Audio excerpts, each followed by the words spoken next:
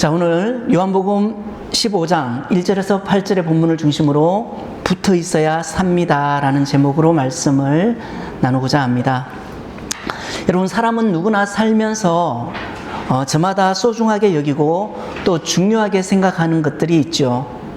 어떤 사람에게는 돈이 가장 중요한 것이고, 또 어떤 사람에게는 건강이 무엇보다 소중할 수 있습니다.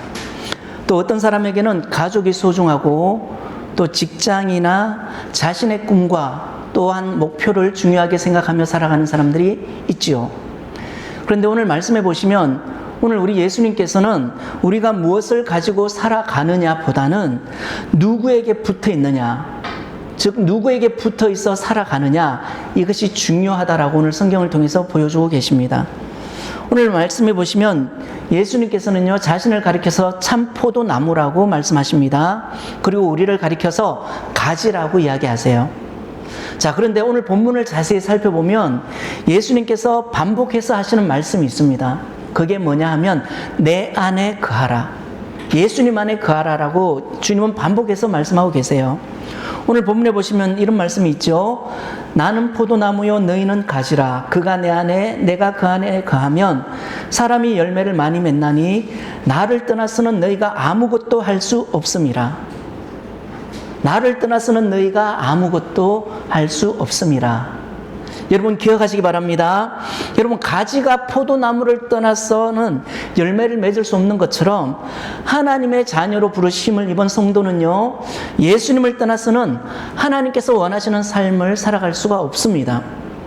그러므로 오늘 우리가 이 말씀을 통해서 우리가 어떻게 예수님 안에 거하며 살아갈 것인지, 그리고 예수님 안에 거하는 사람에게는 어떠한 열매가 나타나는지 오늘 본문 말씀을 통해서 우리가 함께 은혜를 나누고자 합니다.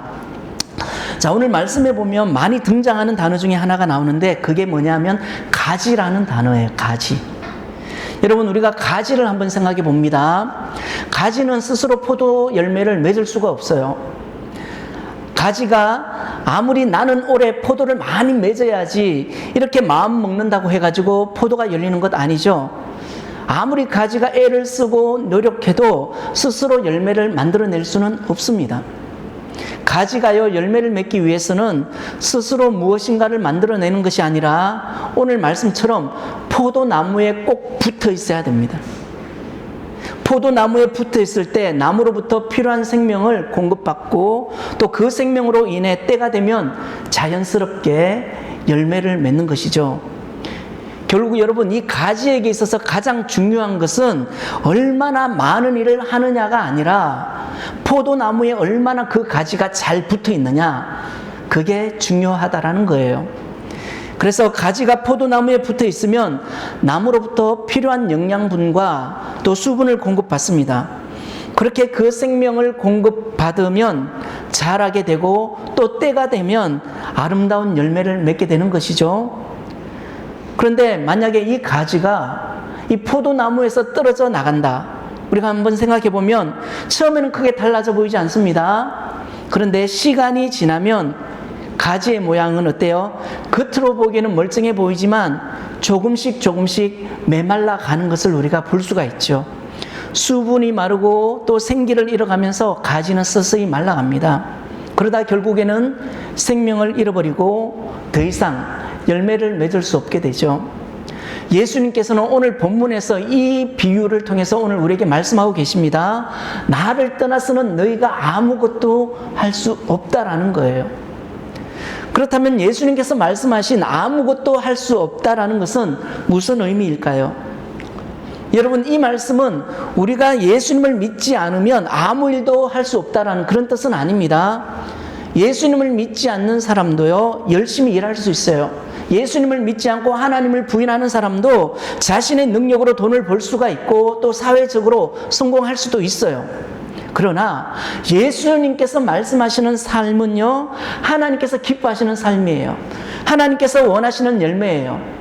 그러므로 하나님께서 기뻐하시는 삶과 하나님께서 원하시는 열매는 예수님을 떠나서는 열매 맺지도 못하고 그렇게 살아갈 수 없다라는 것을 예수님은 오늘 비유 성경을 통해서 우리에게 보여주고 있다는 거예요. 물론 사람의 힘으로, 사람의 노력으로 많은 것을 이룰 수는 있지만 하나님께서 원하시는 열매는 우리 힘만으로, 우리 노력으로는 할 수 없다라는 것이 예수님의 말씀이라는 것이죠. 그래서 예수님께서 우리에게 반복해서 말씀하십니다. 나를 떠나지 말고 내 안에 거하라고 말씀하고 계시는 거예요. 그래서 우리가 주님 안에 머무를 때에 비로소 우리의 삶에 주님께서 원하시는 열매를 맺기 시작할 수 있다는 겁니다. 그런데 문제가 있습니다. 어떤 문제가 있어요? 우리가 신앙생활을 하면서 우리는 자꾸 내가 무엇을 해야 할까를 먼저 생각한다라는 거예요. 그래서 기도해야 하고 성경 읽어야 하고 봉사도 해야 하고 전도도 해야 하고 예배도 이왕이면 잘 드리려고 해요. 물론 이 모든 것은 매우 중요합니다. 이것은요, 우리가 믿음으로 살아가기 위해서는 반드시 필요한 것들이에요. 하지만 이것보다 우리가 먼저 되돌아봐야 할 것이 있습니다. 먼저 점검해 봐야 할 것이 있습니다. 그게 뭐냐 하면, 나는 지금 예수님과 함께 하고 있느냐, 나는 예수님에게 지금 붙어 있느냐, 이게 중요하다라는 거예요. 이게 먼저라는 겁니다. 왜냐하면 가지가 열매를 맺는 것은 가지가 특별해서도 아니고 가지 스스로 열매를 만들어낼 수도 없는 것이죠. 즉 가지가 열매를 맺을 수 있는 것은 가지가 포도나무에 붙어 있었기 때문에 열매를 맺을 수 있는 것입니다. 즉 여러분, 그래서 오늘 말씀처럼 우리가 자연스럽게 붙어 있으면, 예수님에게 붙어 있으면 우리가 하지 말라 해도 하게 되고요, 보지 말라고 해도 우리는 성경을 보게 됩니다. 봉사도 하고 전도도 하고, 남의 시선 의식하지 아니하고 그냥 예배도 잘 드리게 되어 있어요. 우리가 예수님에게 붙어 있으면. 우리 신앙도 비슷한 것이죠. 우리가 무엇을 얼마나 많이 하느냐보다 더 중요한 것은 예수님 안에 내가 머물러 있느냐 없느냐, 이게 중요하다라는 거예요. 우리가 예수님 안에 머무를 때 주님께서 우리에게 공급하시는 생명을 공급하시죠. 그리고 그 생명으로 인해서 우리 삶에 우리는 많은 열매들을 맺을 수 있다라는 거예요. 사랑하는 성도 여러분, 우리가 여기까지 신앙생활 해올 수 있었던 것이 과연 우리의 힘과 또는 우리의 믿음 때문일까요? 여러분의 힘과 여러분의 노력과 여러분의 믿음으로 오늘 우리가 이 자리에 서 있었을까요? 제가 목사가 되어서 오늘 여러분 앞에 말씀을 전할 수 있었던 것, 제 노력과 제 힘, 여러분, 우리가 단단해서 신앙생활하는 거 아닙니다. 우리의 믿음이 언제나 강하고 흔들림이 없어서 우리가 여기까지 온 것도 아니에요. 되돌아보면요, 모든 순간마다 우리 주님께서 저와 여러분을 붙들어 주셨기 때문에 오늘 우리가 여기까지 온 줄 믿습니다. 그 은혜로 우리가 살아가는 거예요. 모든 것이 하나님의 은혜인 것이죠. 우리가 살아가면서 얼마나 많이 넘어집니까? 많이 쓰러집니까? 또 후회도 많이 합니다. 힘들고 지쳐서 아무것도 할 수 없었던 순간이 있죠. 그럼에도 불구하고 그 순간마다 주님은 늘 우리 곁에 함께 하셨습니다.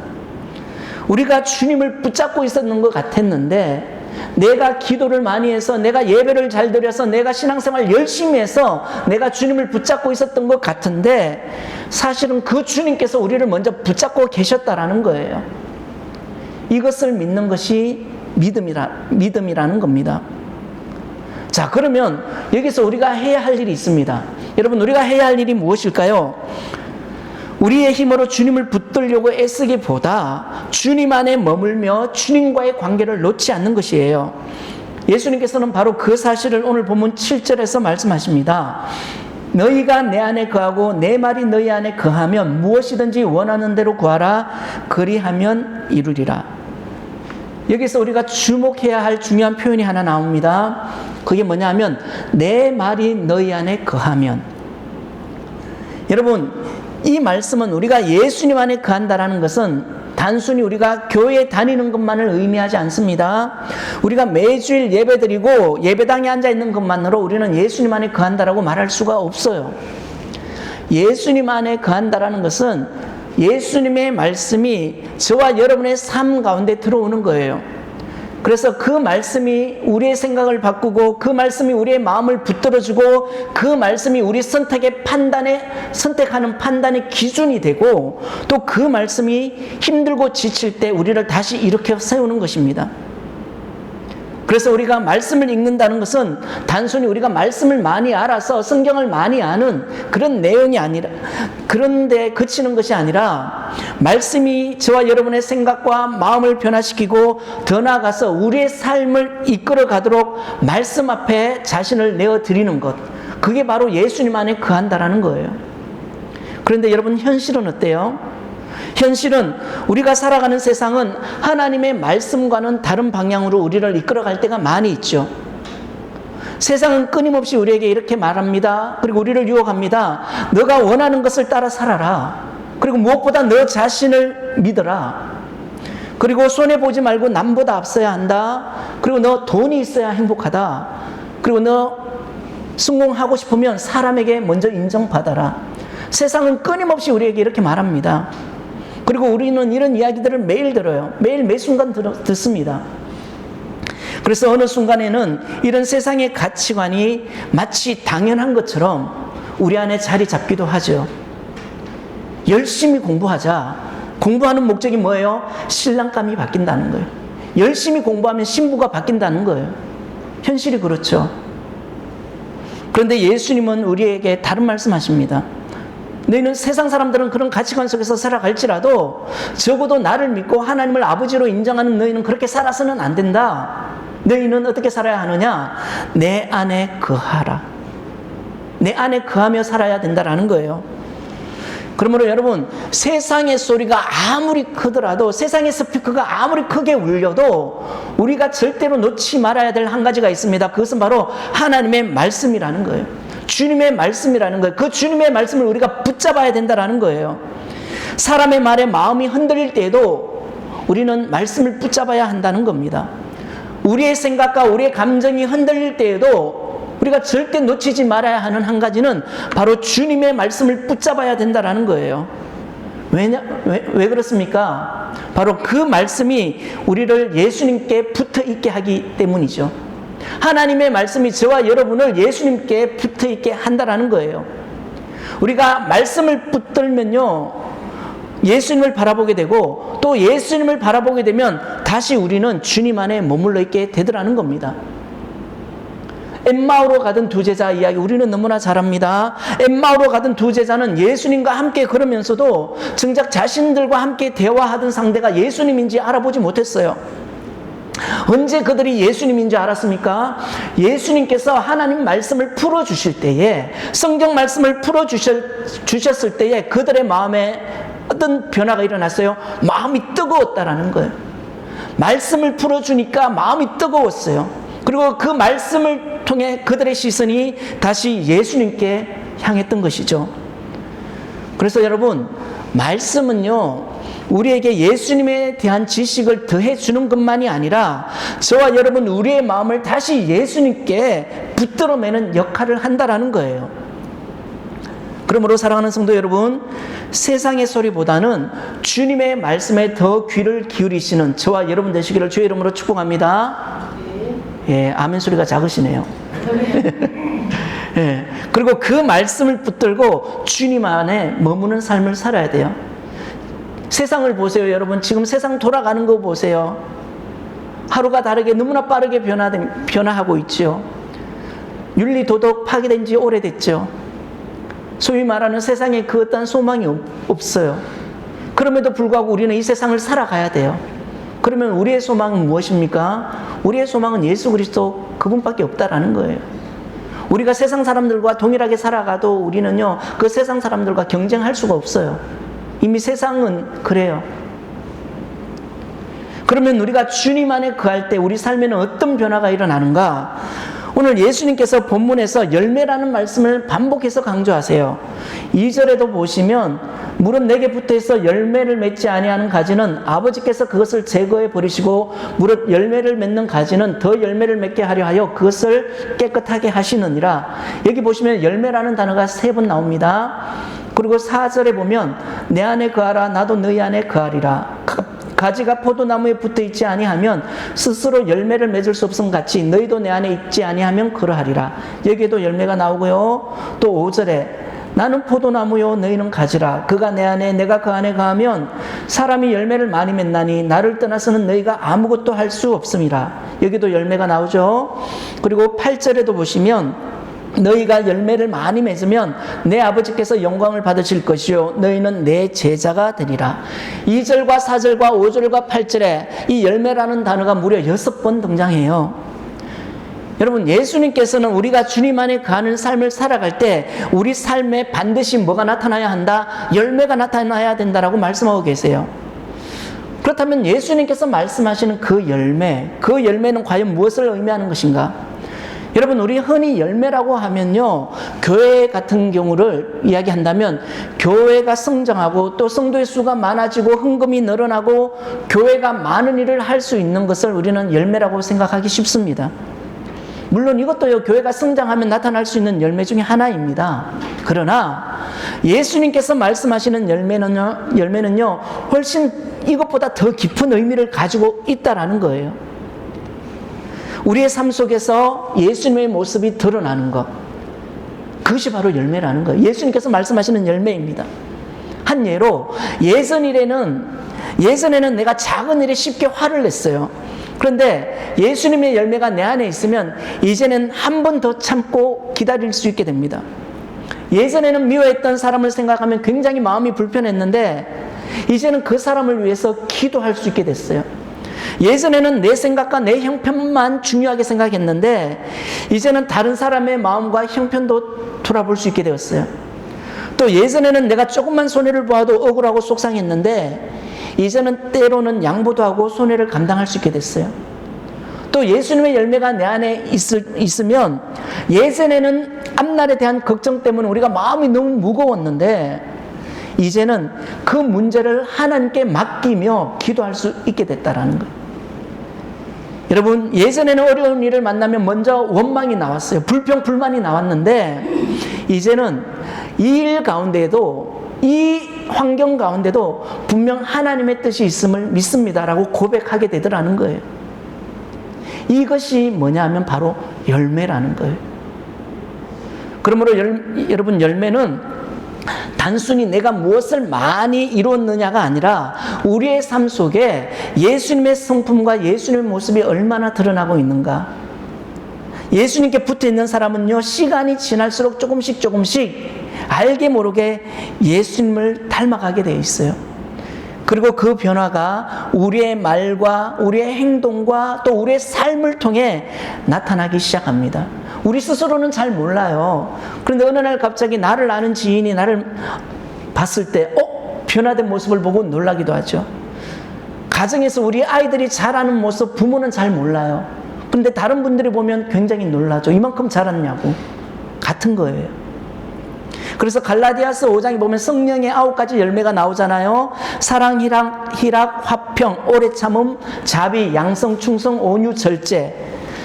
여러분, 이것이 바로 예수님께 붙어있는 사람에게 드러나는 열매인 거예요. 그런데 중요한 것은요, 이 열매는 하루아침에 맺히지 않는다라는 거예요. 여러분, 우리가요, 과일나무를 심었다 해가지고 다음날 바로 과일이 열리는 거 아니잖아요.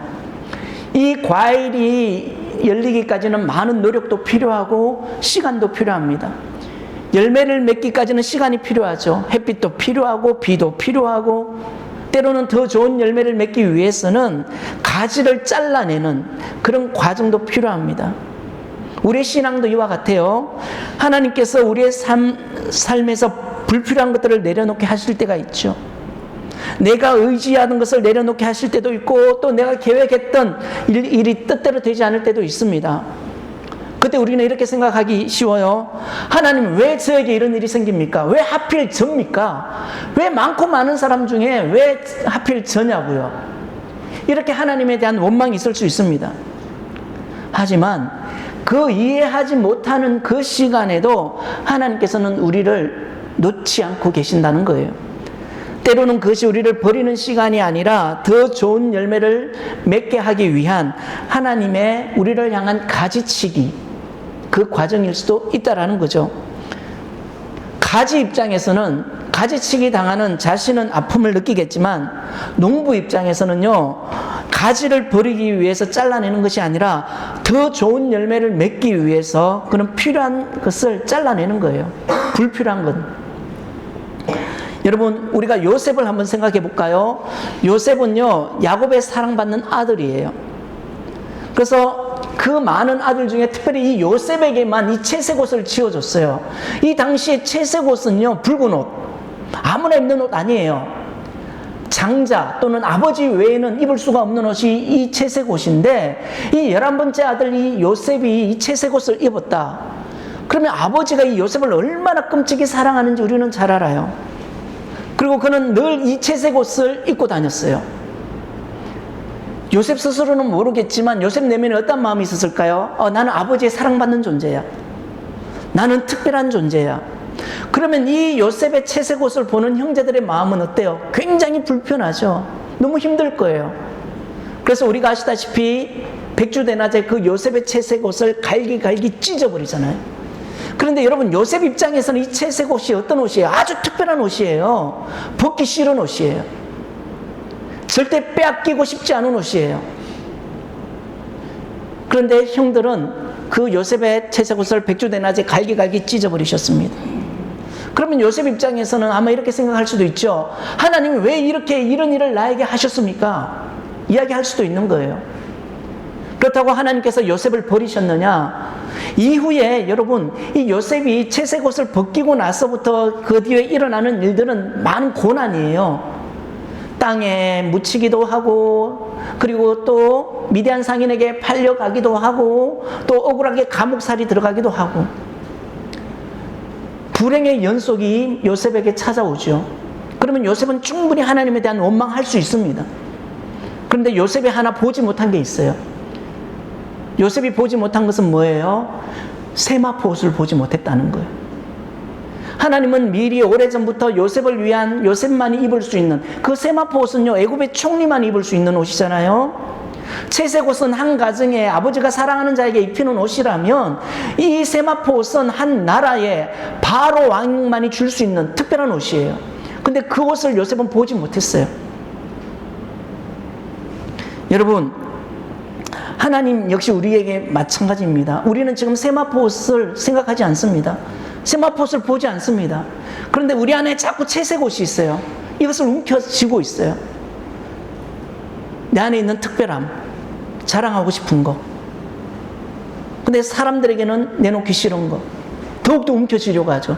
그게 물질이 될 수도 있고, 사람이 될 수도 있고, 또는 권력이 될 수도 있어요. 근데 하나님은 우리가 그 채색 옷을 벗기를 원하시죠. 우리 스스로 벗지 않으니까, 요셉 스스로 벗지 않으니까 하나님은 형제들의 손을 통해서 갈기갈기 찢어버리십니다. 기억하십시오. 여러분, 우리가 이 채색 옷을 벗지 않으면요, 하나님은요, 요셉의 형제들을 우리 곁에 붙일 수가 있어요. 그래서 때로는 환경을 통해서, 또는 사람을 통해서, 때로는 사람의 말을 통해서 우리 안에 있는 채색 옷을 벗깁니다. 채색 옷이 벗겨졌을 때 요셉의 모습 수치스럽죠. 때로는 분노하죠. 부끄럽죠. 여러분, 요셉은요, 비록 채색 옷을 잃어버렸지만 하나님이 함께 하신다는 그 믿음만은 잃어버리지 않았습니다. 집을 떠났지만 하나님은 요셉을 떠나지 않으셨어요. 요셉은 감옥에 갇혔지만 요셉은 하나님의 계획에서 벗어나지 않았어요. 결국 하나님께서는 이 요셉을 애굽의 총리로 세우셨고, 더 나아가서 이 요셉을 통해서 수많은 생명들을 살리셨죠. 사랑하는 성도 여러분, 지금 힘든 시기를 지나고 계시는 성도님들이 있다면 이것을 기억하시기 바랍니다. 주님께서 나를 버리신 것이 아니다. 지금도 주님은 여전히 나와 함께하고 계신다. 내가 이해하지 못하는 순간에도 주님은 지금도 나와 함께하고 계신다. 나를 더 주님께 가까이 붙어있게 하시고 더 좋은 열매를 맺게 하기 위해서 하나님은 지금도 나를 연단이라는 과정을 통해서 빚어가고 계신다. 가지치기 하는 과정이다. 신앙의 성장통이다. 그러니 여러분, 힘든 시간을 지날 때에도 주님의 손을 놓치지 마시기 바랍니다. 계속 주님 안에 머무르시기 바랍니다. 그래서 이 가지치기가 끝이 나면요, 반드시 열매를 맺는 날이 온다라는 거예요. 이제 말씀을 마무리하겠습니다. 사랑하는 성도 여러분, 오늘 예수님께서 저와 여러분 우리에게 요구한 것은 복잡한 것이 아닙니다. 어려운 것이 아닙니다. 충분히 우리가 할 수 있는 거예요. 예수님께서는 우리에게 아주 분명한 말씀을 하십니다. 내 안에 머물러 있어라. 내 안에 거하라. 단 이 말씀 하나예요. 우리에게 해야 할 일이 많아도, 삶이 바쁘고 마음의 여유가 없어도, 때로는 가정에 어려움이 있고 경제적인 문제로 힘들어도, 몸과 마음이 지쳐 있어도, 그래서 앞으로 갈 길이 보이지 않아도 한 가지 우리가 놓치지 말아야 할 것이 있습니다. 그것은 바로 예수님 안에 머무는 거예요. 예수님께 붙어 있는 겁니다. 여러분, 가지가 포도나무에 붙어 있을 때 나무의 생명을 공급받듯이 우리도 예수님 안에 거할 때에 주님으로부터 필요한 힘과 은혜를 공급받는 거예요. 만나와 메추라기는 이스라엘 백성들, 출애굽한 이스라엘 백성들에게만 내리는 거 아닙니다. 오늘 이 시대를 살아가는 지금도 여전히 하나님은 만나와 메추라기로 우리를 먹이시고 입히시는 거예요. 용기의 만나를 먹이시고, 위로의 만나를 먹이시고, 인내의 만나를 먹이시는 거예요. 여러분 기억하시기 바랍니다. 주님은 힘들 때 우리에게 새 힘을 주시고, 흔들릴 때 우리를 붙들어 일으켜 주시고, 넘어질 때 다시 우리를 세워주시는 분이에요. 그리고 주님 안에 계속 머무는 사람의 삶에는 때가 되면 반드시 열매가 나타난다. 이것은 저의 말이 아니에요. 오늘 주님께서 저와 여러분 우리에게 주신 약속의 말씀이에요. 그러므로 여러분, 어떠한 상황에 처해 있더라도 주님을 떠나지 마시기 바랍니다. 그리고 무엇보다 우리의 힘으로 열매를 만들려고 애쓰지 마시기 바랍니다. 우리가 오늘 해야 할 일은 딱 주님께 붙어 있는 거예요. 주님의 말씀이 내 안에 머물러 있을 때에 기적은, 역사는 일어난다는 거예요. 성전 미문에 앉은 안전뱅이를 베드로와 요한이 무엇으로 세웠어요? 은으로, 금으로? 아닙니다. 예수 그리스도의 이름으로.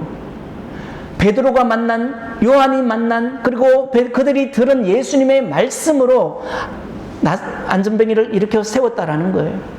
우리 역시 마찬가지입니다.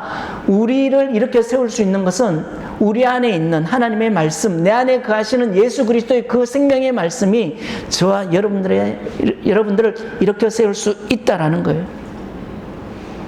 그래서 여러분, 주님께서 저와 여러분 안에 일하시고, 또 우리의 삶을 통해 하나님께서 허락하신 이 아름다운 땅에서 아름다운 열매를 많이 맺고 살아가시는 저와 여러분이 되시기를, 그리고 이 은혜가 저와 여러분 모두에게 있기를 주의 이름으로 축복합니다.